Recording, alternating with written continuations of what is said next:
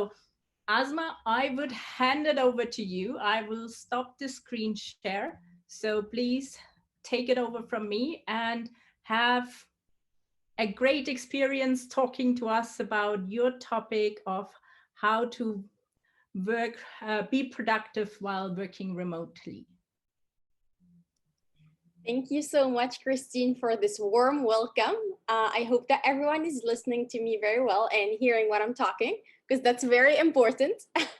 Also, if you're curious about the background, like everyone, I'm gonna head a little bit so you could see it.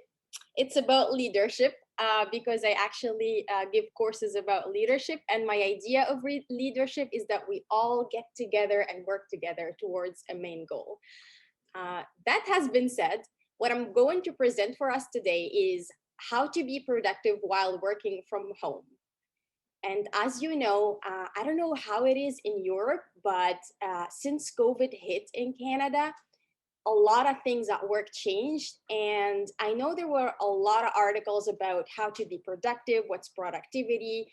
A lot of people had to shift to working from home. So I wanted to kind of talk a little bit about my experience and what I read and what I found a bit useful. So I'm not going to tell us all these information about all these articles, although I might share a few links with you if you are curious to actually look them up.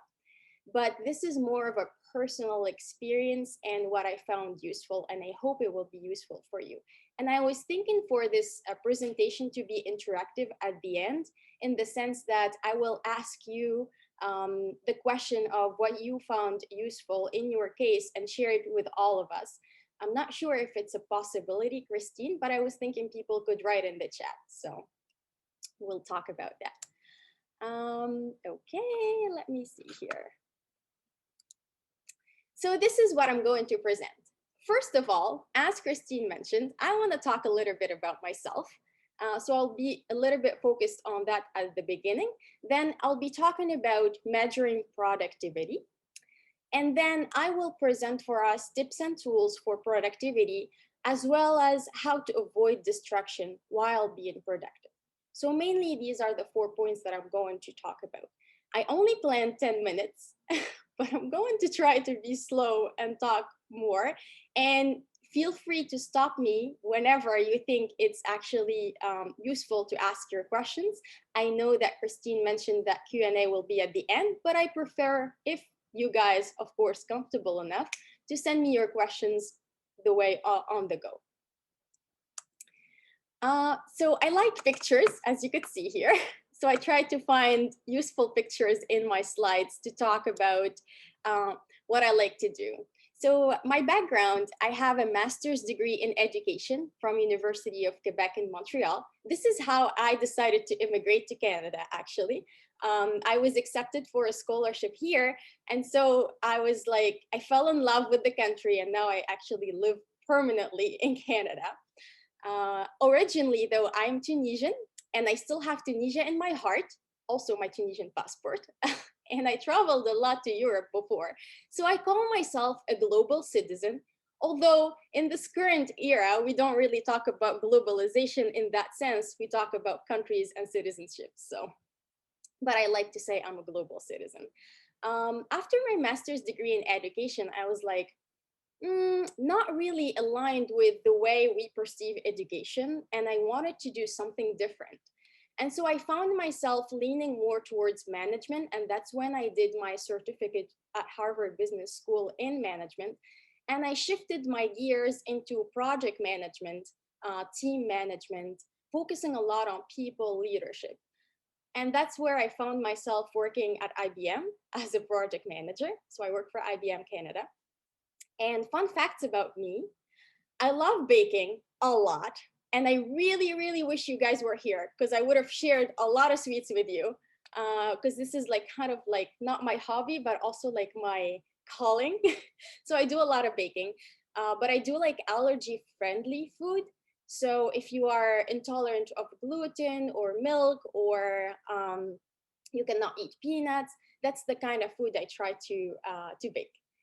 And you will see this one coming. Speaking of entrepreneurship that you actually talked about earlier, I actually found it that my hobby brings me a lot of joy, that I wanted to, I'm starting this startup called Random Box. And the main goal of Random Box is actually like a bakery that provides healthy sweets. And we use the profit for food banks here in Canada and for abused women shelter. Because what I did not tell you is when I came here, I actually was not the very rich international student as everyone would think. I was actually very broke, and I used a lot of food at food banks. And I went to get free food from a lot of shelters and stuff, and I wanted to give back. So this is kind of my way of giving back to society. And of course, to keep healthy, I do a lot of runs, and I try to be a little bit more involved in running.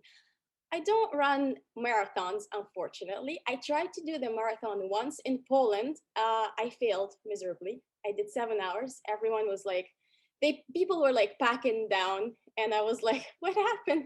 Where is everyone? And it was the last one to arrive. But hey, I do 5Ks though, so that's a little bit about me. Um, I hope I did not overwhelm you with talking about myself a lot. Now let's move to the real talk.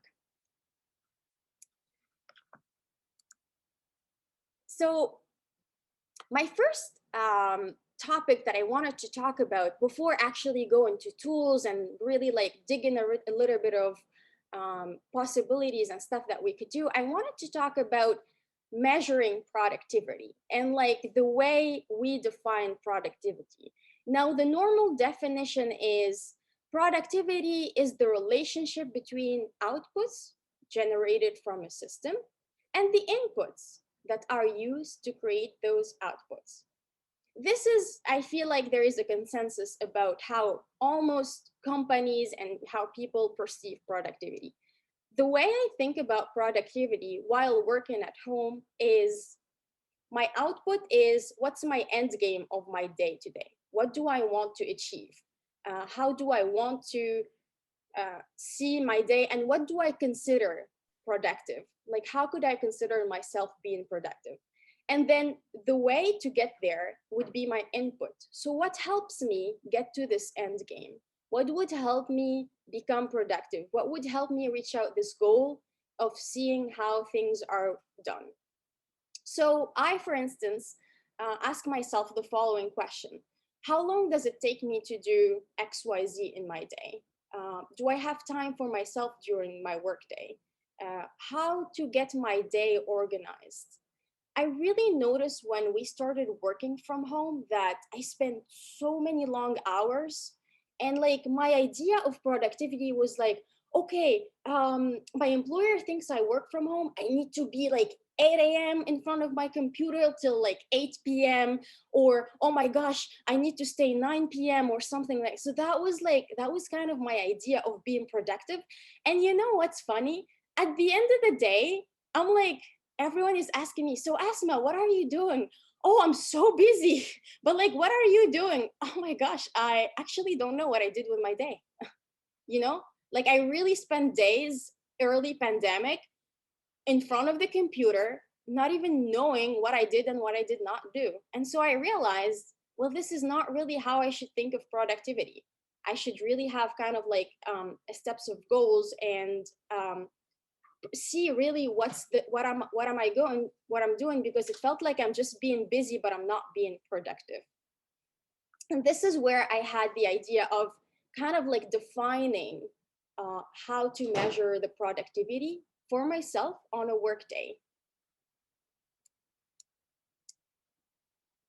And so this is where I came with, of course, I did a lot of reading, like everyone, browse the internet. I'm telling you, there's a lot of links, articles.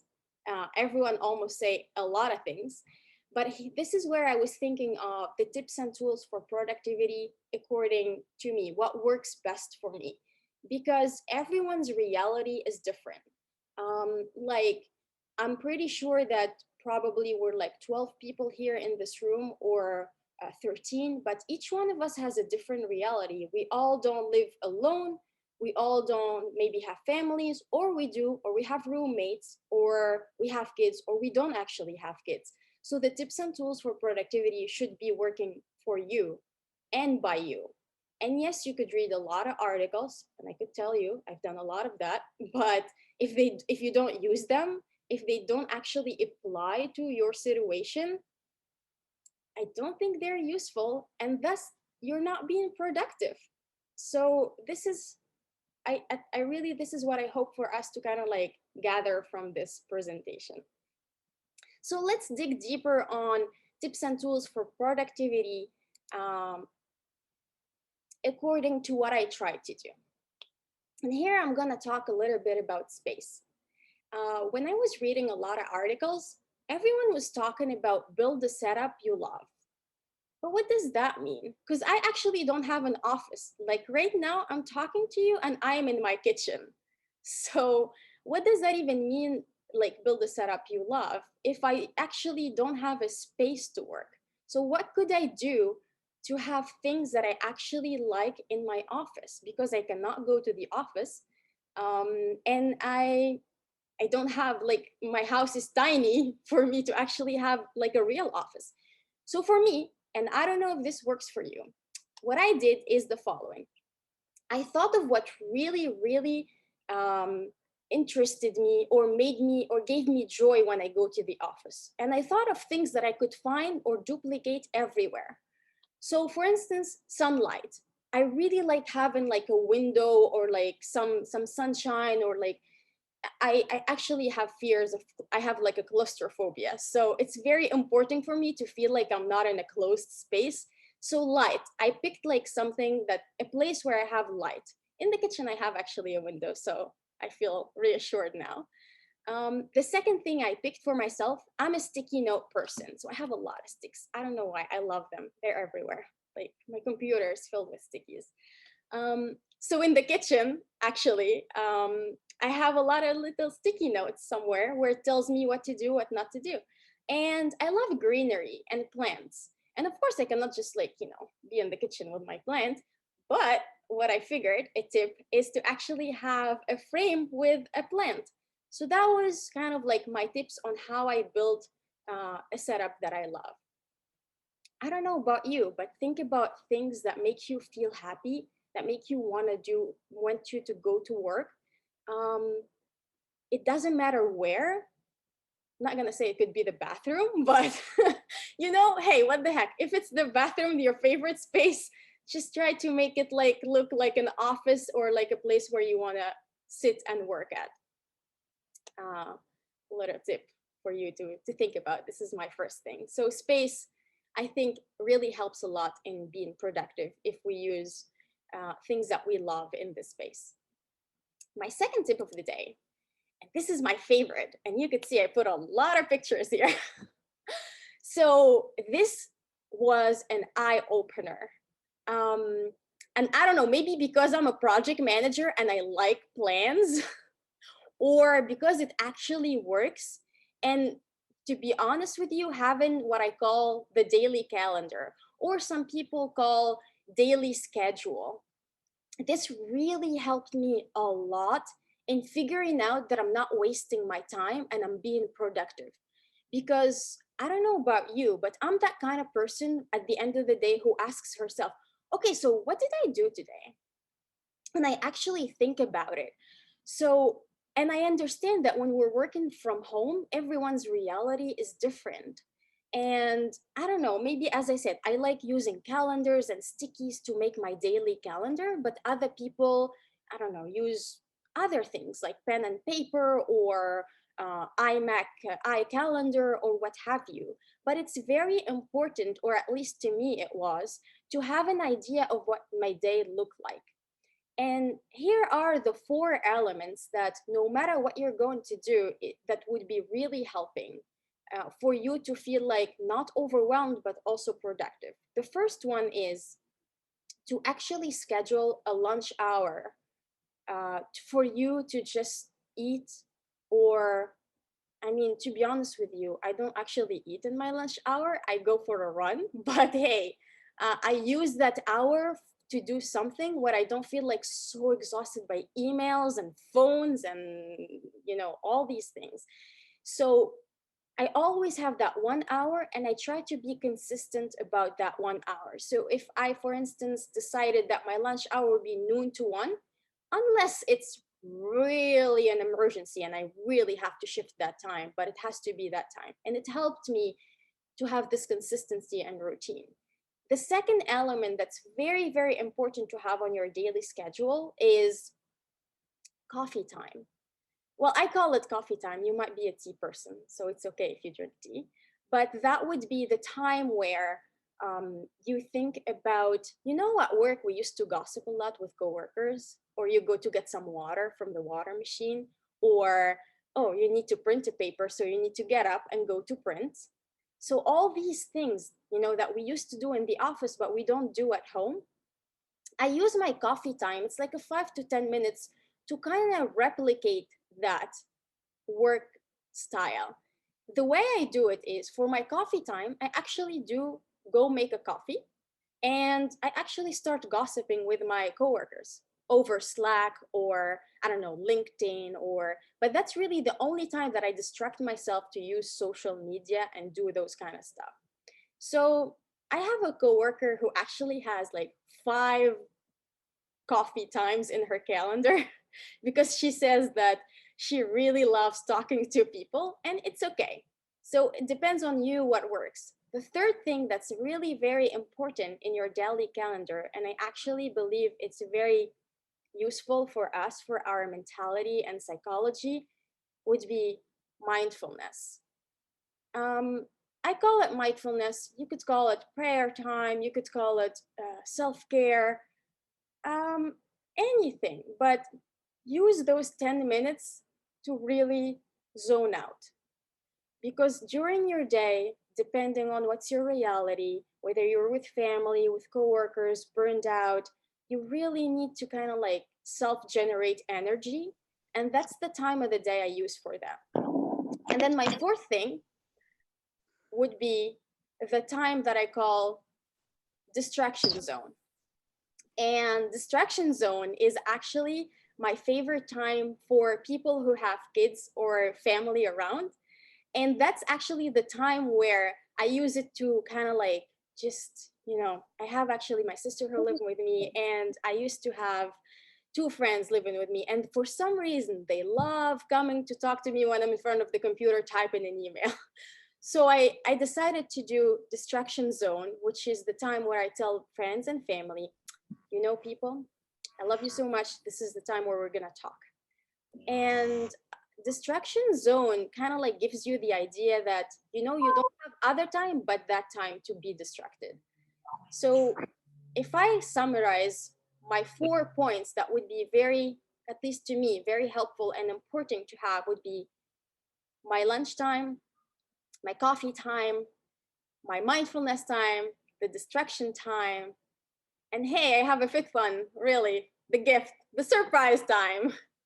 And surprise time would be when, I don't know, you have like a plan, you have a daily schedule. You said, okay, from 7 to 8, I'm going to prepare for work. From 8 to 9, I'm going to connect with team. But you know what? At work, you always have surprises. So I say keep like an hour or two for a surprise. Because if you are like my sister who actually gets so panicky when she doesn't have something in her plan, you might need those 2 hours of surprises because emotionally you're ready for those surprises. I'll let that sink in. Don't worry, guys, we're almost done. I told you, I'm not gonna overwhelm you. I want to hear you. It's only a 10-minute that I planned for. On this note, Christine and everyone in the room, I actually have like an Excel sheet for a daily calendar. If you are interested, I will be sharing this with Christine just for you to use if you think it's going to be useful. If not, you could just let me know. If you want to get it, it's with Christine on this note.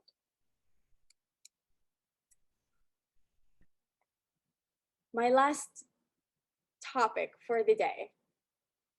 When we think of productivity, we think of, what made us productive in the day, but we'll also think of distraction. And you know, it's funny I mentioned the word distraction because I told you in your daily calendar to have a distraction zone. And the reason why I mentioned that distraction zone is to actually avoid other extra distraction. And I know that everyone, as I said, has a different reality. Like, for instance, I'm going to tell you a short story of my coworker who has a 5-year-old, a 2-year-old, and a 12-year-old. 5 to 12.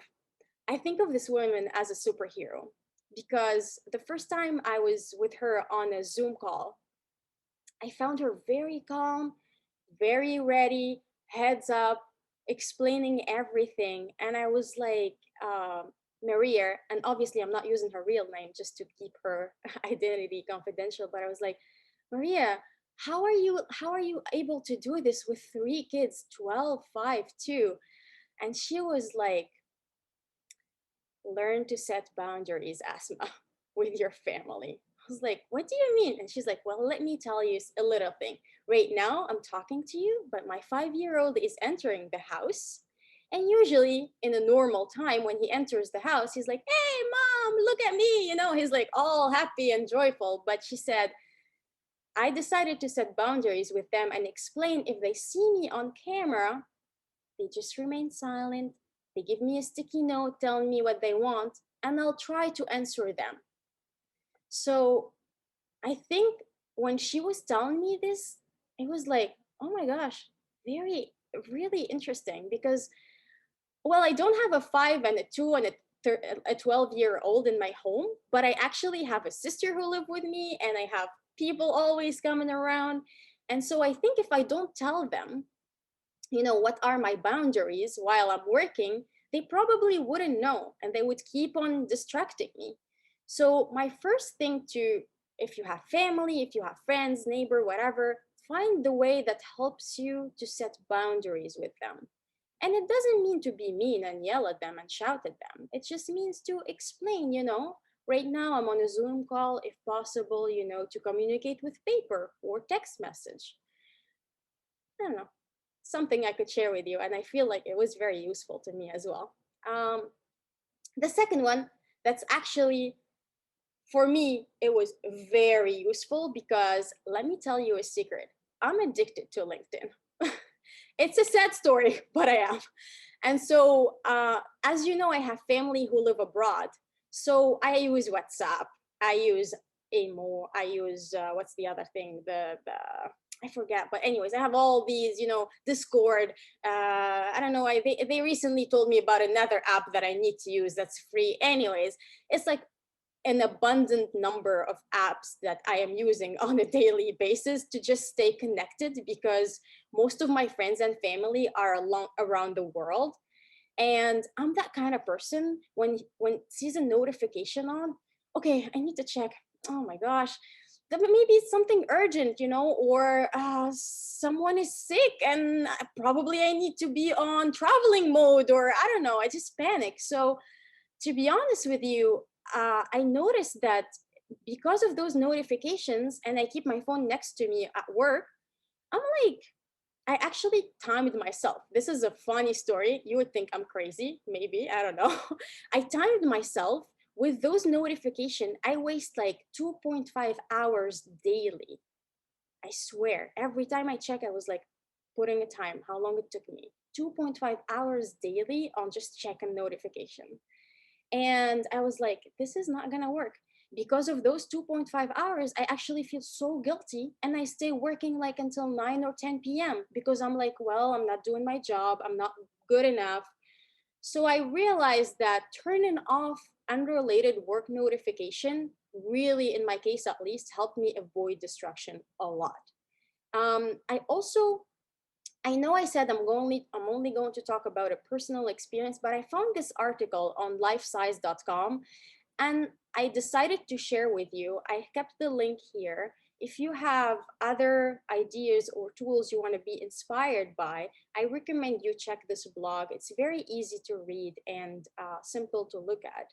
On that note, and I'm done with all of my anecdote stories, I would like to hear a little bit about you.